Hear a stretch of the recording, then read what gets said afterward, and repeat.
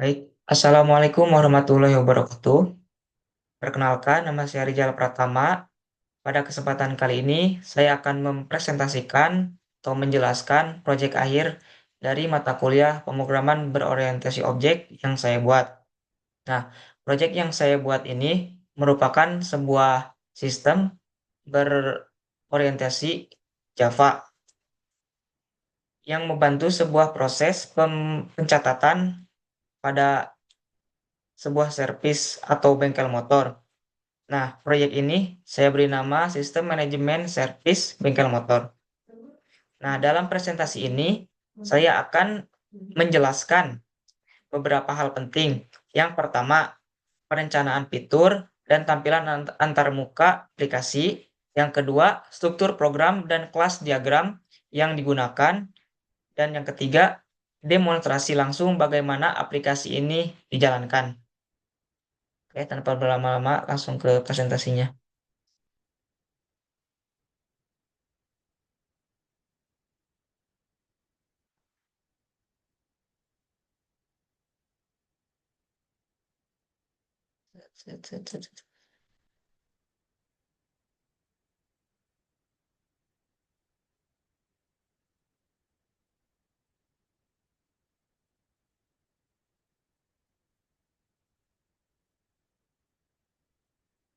Di sini temanya adalah sistem manajemen servis bengkel motor otomatis.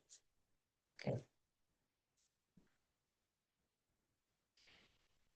Adapun untuk latar belakangnya, di sini banyak bengkel motor konvensional masih menggunakan catatan manual yang berpotensi menyebabkan kehilangan data, kesalahan input, dan ketidakteraturan dalam pengelolaan riwayat servis pelanggan. Nah, seiring berkembangnya teknologi, digitalisasi, sistem bengkel menjadi kebutuhan penting untuk meningkatkan efisiensi kerja. Dengan adanya aplikasi atau sistem yang saya buat ini, diharapkan dapat menjadi solusi untuk mengatasi beberapa data service yang hilang dan disebabkan oleh ketidakteraturannya pencatatan data pelanggan dan data yang lainnya. Contohnya semisal data service dan data detail service-nya. Seperti itu. Nah, untuk tujuannya yaitu membangun aplikasi atau sistem berbasis atau mempunyai paradigma object-oriented programming yang dapat digunakan untuk mencatat dan mengelola data servis motor, data pelanggan, serta membantu pengelola bengkel dalam mengambil keputusan berdasarkan data yang tersimpan. Nah, adapun tujuan yang lainnya yaitu membantu pencatatan data pelanggan, data kendaraan, montir, servis, dan detail layanannya. Dan juga menyediakan sistem berbasis GUI atau biasa disebut Graphic User Interface. Meningkatkan efisiensi dan akurasi layanan servis. Next slide. Nah, di sini ada perancangan fitur dan antarmuka. Yang pertama, daftar fitur utama dari aplikasi atau sistem yang saya buat. Yang pertama ada input dan lihat data pelanggan. Selanjutnya ada input kendaraan dan montir, pencatatan servis dan detail layanan, dan yang terakhir tampilan Graphic User Interface atau GUI berbasis Java atau Swing. Nah, selanjutnya ada antarmuka GUI. Untuk antarmukanya di sini saya membuat form menu utama yang nantinya menampilkan seluruh form-form yang tersedia. Form yang dimaksud yaitu pelanggan, form kendaraan, form montir, form service, dan form detail service. Tuh. Mungkin untuk lebih jelasnya saya tunjukkan kodenya. Bentar ya. Semua form ini saya simpan di dalam folder view.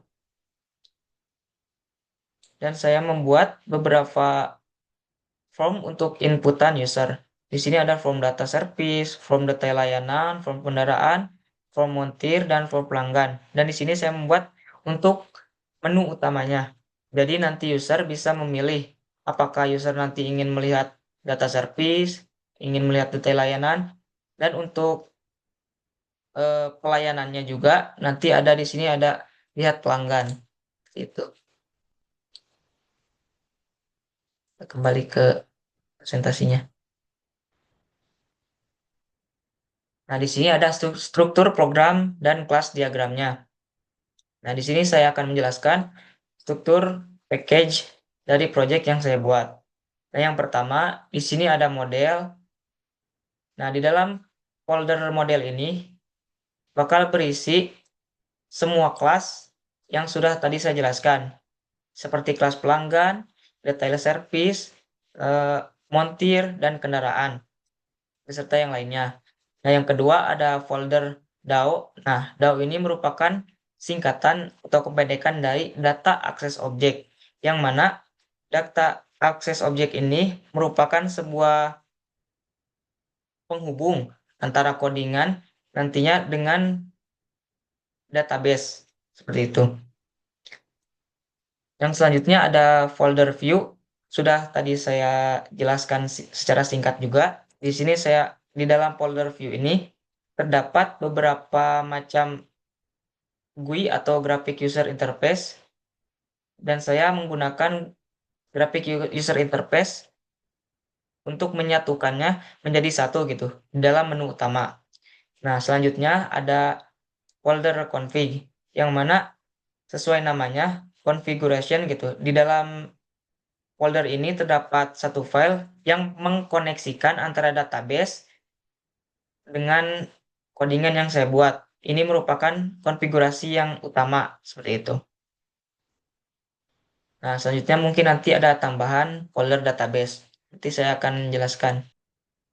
Ini merupakan struktur folder dari project yang saya buat. Seperti yang ada di presentasi tadi, di sini ada folder DAO, yaitu di folder DAO ini merupakan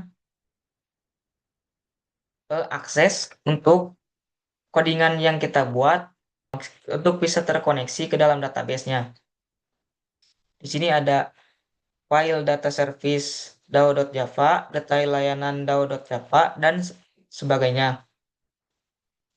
Nah, di dalam selanjutnya ada folder database yang di dalamnya ada file koneksi .java.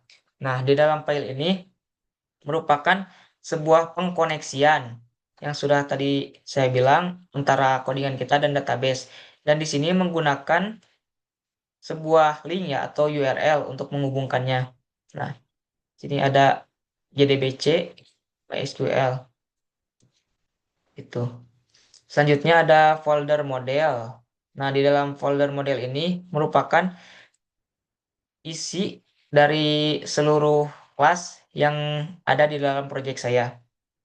Yang pertama ada kelas pelanggan. Sini ada codingannya beserta penjelasannya. Ada file montir, ada file kendaraan, ada file detail kendaraannya, dan ada data service-nya. Nah, selanjutnya folder view. Nah, di dalam folder view ini terdapat beberapa form yang bisa langsung dijalankan gitu. Tapi di sini saya membuat file menu utama. Jadi di dalam file menu utama ini bisa kita langsung jalankan, dan nantinya bakal ada pilihan apakah kita ingin melihat data service atau misalkan kita ingin melihat detail layanan servisnya gitu, seperti itu. Mungkin nanti saya akan demokan aplikasi yang saya buat ini. Baik, kita lanjut presentasinya. Nah, selanjutnya di sini ada Entity Relation Diagram atau bisa disebut ERD. Sini saya sudah cantumkan gambarnya. Mungkin untuk lebih jelasnya saya akan jelaskan langsung di PHP My Admin. Baik, sesuai pada gambarnya. Di sini tadi ada entitas pelanggan, ada entitas kendaraan, ada data service, ada montir, dan ada detail layanan. Nah, di dalam entitas pelanggan ini mempunyai atribut ID pelanggan eh, sebagai primary key, dan nama, nomor telepon, dan alamat. Nah, begitupun dengan entitas yang lainnya, mereka mempunyai beberapa atribut mereka masing-masing. Di sini saya akan menjelaskan mungkin langsung ke dalam relasi dari setiap entitasnya. Nah, yang pertama di sini dari entitas pelanggan ke kendaraan. Nah, di sini pelanggan bisa mempunyai beberapa kendaraan yang ingin diservis. Jadi untuk kardinalitasnya di sini one to many atau bisa disebut dari satu ke banyak seperti itu. Nah, yang kedua di sini ada entitas kendaraan ke data service. Nah, untuk penjelasannya di sini dari satu kendaraan bisa memiliki beberapa data service gitu.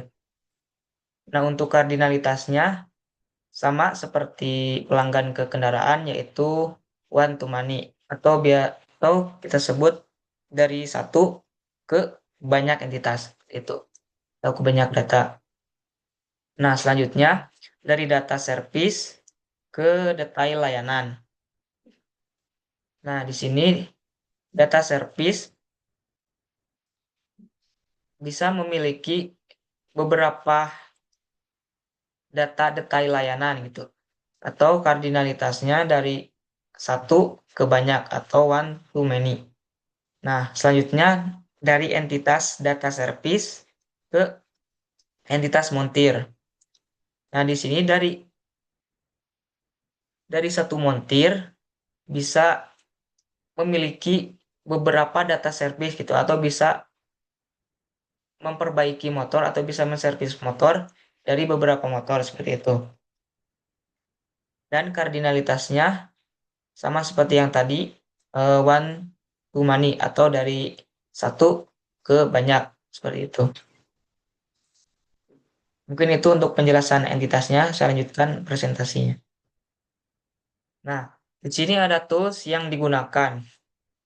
Di sini untuk bahasa pemrogramannya, saya menggunakan Java, dan untuk grafik user interface-nya atau biasa disebut GUI, di sini saya menggunakan Java Swing, dan untuk database-nya, di sini saya menggunakan MySQL.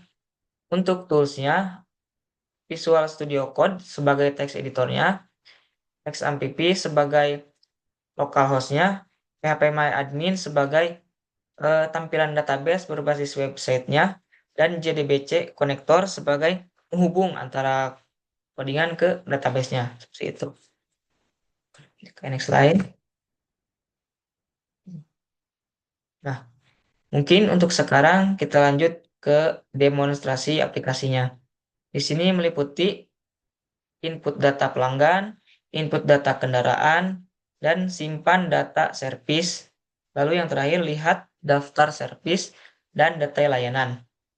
Baik, langsung kita coba ke demonstrasinya.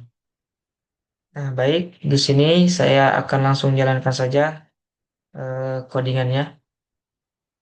Nah, di sini saya jalankan di menu utama. Kanan.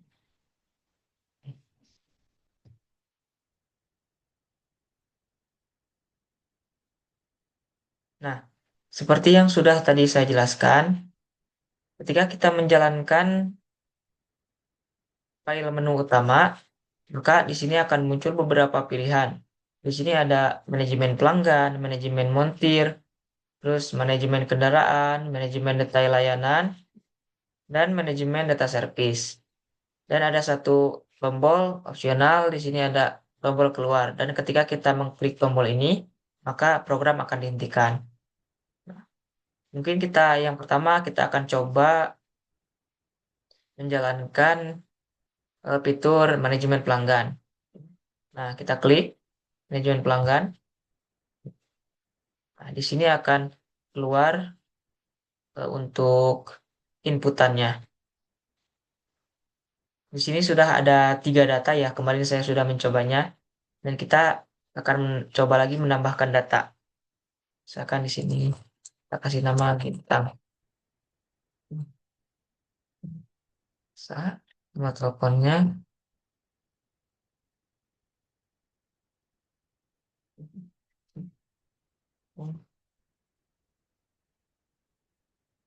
Nah, kita klik tambah. Nah, di sini sudah Udah ya, sudah otomatis tertambahkan dengan ID 14. Nama Gilang Wisesa dan nomor teleponnya sudah ada, serta alamatnya sudah ada. Lalu tinggal kita lihat di database-nya, apakah sudah tampil di database-nya atau belum. Kita lihat di PHP My Admin-nya.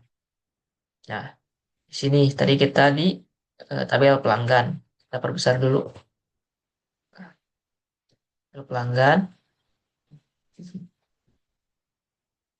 Nah, ini sudah tadi sudah tertambahkan langsung ya, tanpa kita harus merefresh si PHP My Admin-nya. Seperti itu. Mungkin kita coba lagi tambahkan lagi satu, misalkan akan datanya satu, Sekat Arma, Mula, Sulaiman, teleponnya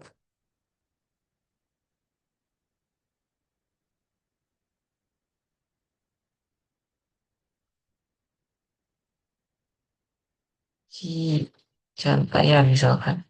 Kita klik tambah. Nah, di sini akan tambah lagi.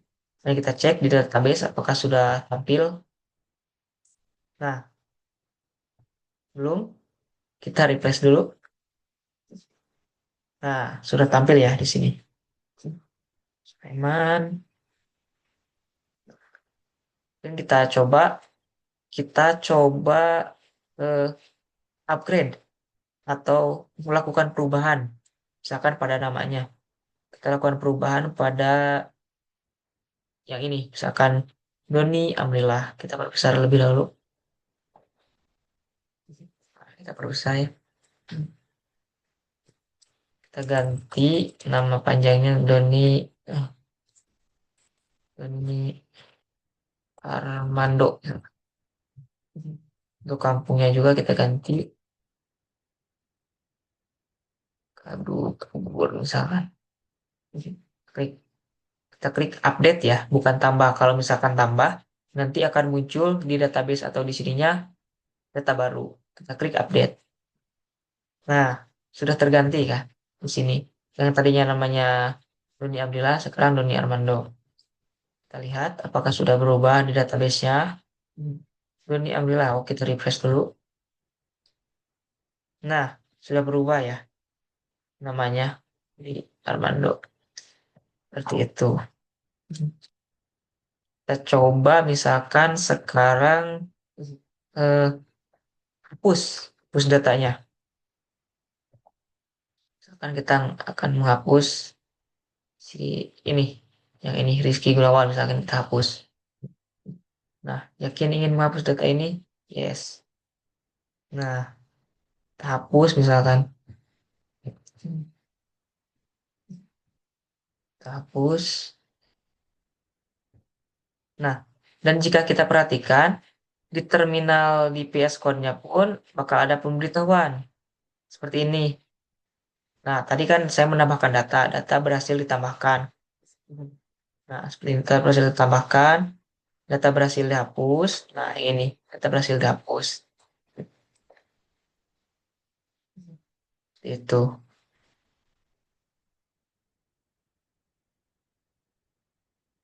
Mungkin untuk sekarang kita coba ke fitur yang selanjutnya. Kita klik kembali untuk kembali ke mode tampilan awal yang tadi, yang mana user bisa memilih apakah user ingin melihat forum pelanggan atau ingin menambahkan atau ingin melihat data servisnya, ingin menambahkan siapa montirnya, menentukan montirnya seperti itu. Kita klik tombol kembali ini. Nah, sekarang kita akan coba misalkan menu manajemen montir. Nah, misalkan kita akan tambahkan data montirnya. Kan di sini kan spesialis misalkan bengkel mesin. Tuh, kita tambah. Nah, kita lihat di PHP MyAdmin-nya atau di database-nya maka sudah bertambah. Itu kita di montir. Nah, kita refresh. ini sudah otomatis ditambahkan. Jadi ketika kita menambahkan misalkan data baru pada montir di dalam eh, codingan yang telah kita buat atau di graphic user interface ini, maka akan otomatis ditambahkan ke database-nya. Misalkan kita sekarang akan coba update. Misalkan yang Kurniawan saya update. Nah, Kurniawan ini ya. Saya update Kurniawan Sending lah. Akan restorasi. Klik update. Nah, Kurniawan. Kita refresh. Nah, sudah bertambah ya namanya yang tadinya Kurniawan menjadi ada nama kepanjangannya. Itu. Dan di sini spesialisnya berubah menjadi restorasi. Oke. Dan kita akan coba hapus beberapa datanya. Akan yang ini saya hapus. Ini saya hapus. Nah, ini juga saya hapus. Nah, seperti itu. Kita coba mungkin kembali ke menu utama dan coba fitur yang lain. Nah, selanjutnya kita akan coba fitur manajemen kendaraan. Di sini ada ID pelanggannya ya, karena di dalam IRD-nya tadi ada foreign key-nya. Jadi mempunyai relasi ke data pelanggan. Nah, untuk masukkan ID pelanggan ini, kita harus melihat dulu di tabel pelanggan. Misalkan kita ambil ID pelanggan yang nomor 5, yaitu Doni Amdilah misalkan. Kita ambil nomor 5, ini masukkan. Misalkan mereknya Beat misalkan. Beat 25. Tipenya Honda. 4 nomornya misalkan F itu 34 B C. Tahunnya 2024. Nah, tambahkan.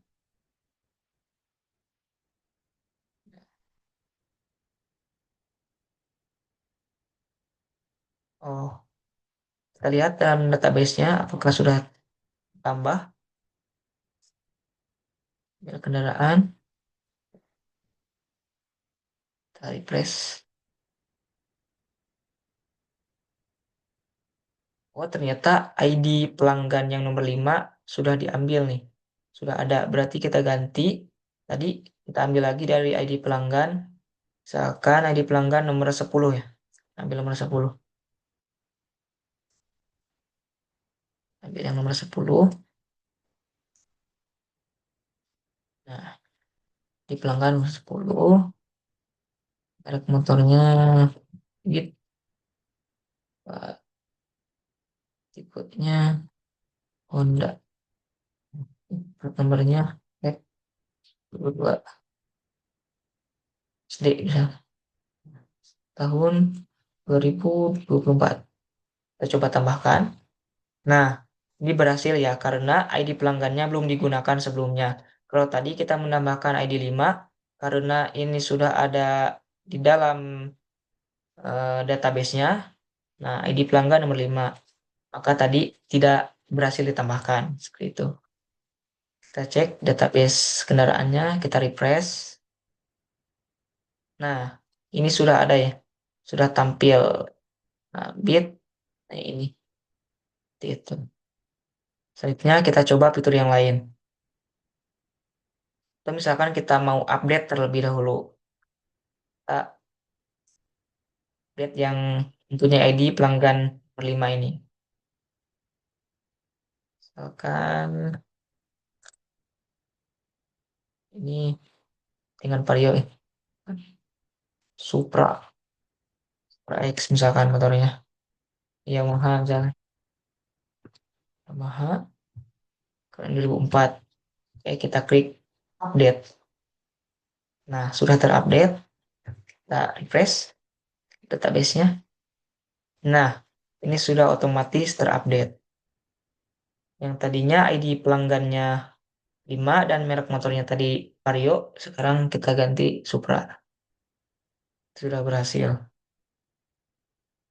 Oke, mungkin kita akan coba hapus data yang ini. Pelanggan ID pelanggan nomor 10 kita hapus. Nah, berhasil dihapus. Kita cek lagi. Nah, berhasil dihapus. Kita lanjut ke fitur yang selanjutnya. Kita klik tombol kembali. Kita coba sekarang manajemen detail layanan. Kita klik. Nah, nah di sini manajemen detail layanan ini mempunyai relasi dengan tabel data service. Nah, untuk bisa kita memasukkan ID service-nya, kita harus melihat terlebih dahulu tabel data service. Karena kalau misalkan kita memasukkannya asal-asalan, gitu misalkan di sini 200, nanti datanya tidak akan masuk atau tidak akan terinput. Gitu. Kita lihat dulu tabel data service. Nah, atau mungkin kita tambahkan dulu ya, tabel data service-nya. Hmm. Atau mungkin langsung aja kita ambil ID service yang nomor 3 ini. Ya. Nah, nomor 3, nama misalkan man- hmm, layanan bor up sin. Harganya 200.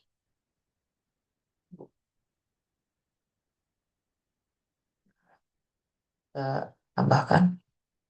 Nah, di sini sudah kita tambahkan ya. Kita lihat database-nya, refresh. Nah, ini sudah otomatis ditambahkan. Seperti itu.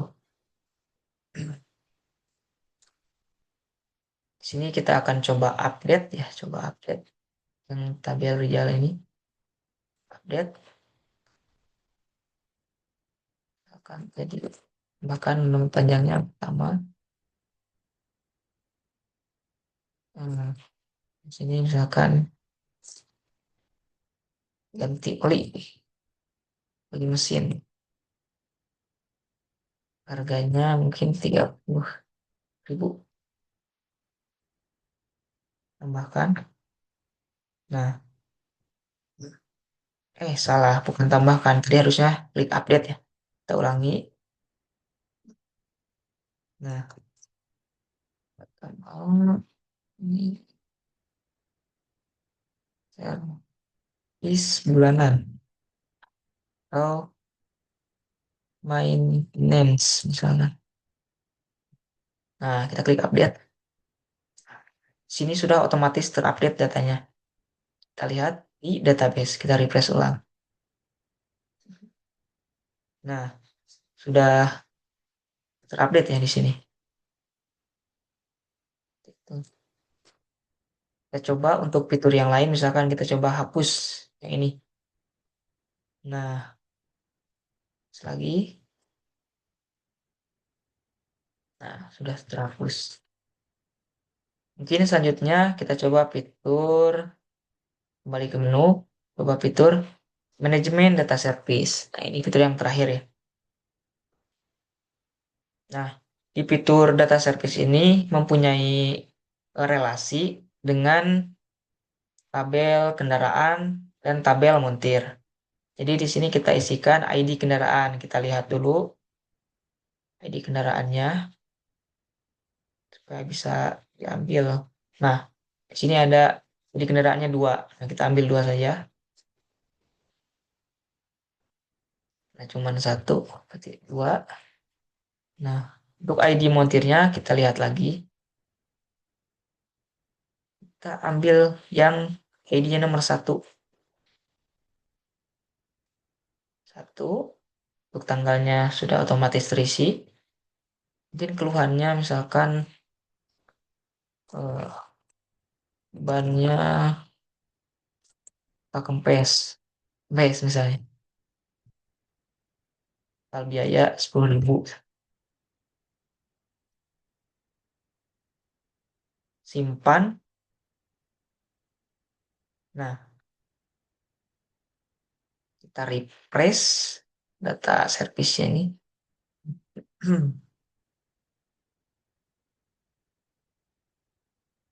Nah, di sini sudah otomatis ditambahkan. Nah, ini. Coba lagi mungkin hapus. Hapus yang ini. Hapus.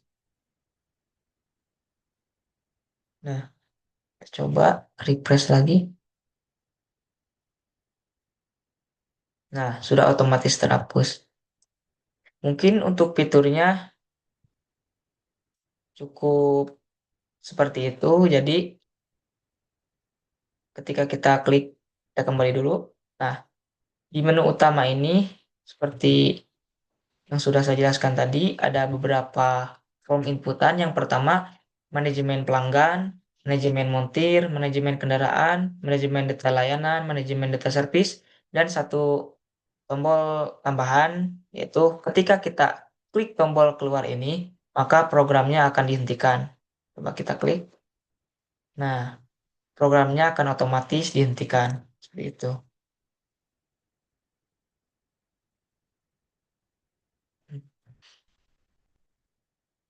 Oke.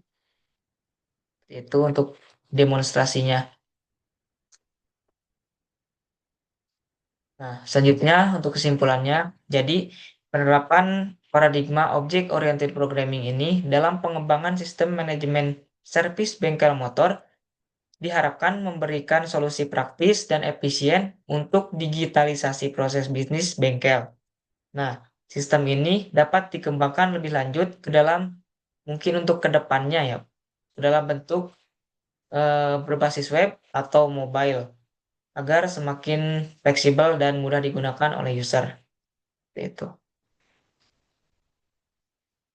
Baik, mungkin cukup sekian presentasi proyek yang bisa saya sampaikan. Mudah-mudahan dapat memberikan gambaran atau penjelasan terhadap proyek yang saya buat ini. Cukup sekian. Wabillahi taufiq wal hidayah. Wassalamualaikum warahmatullahi wabarakatuh.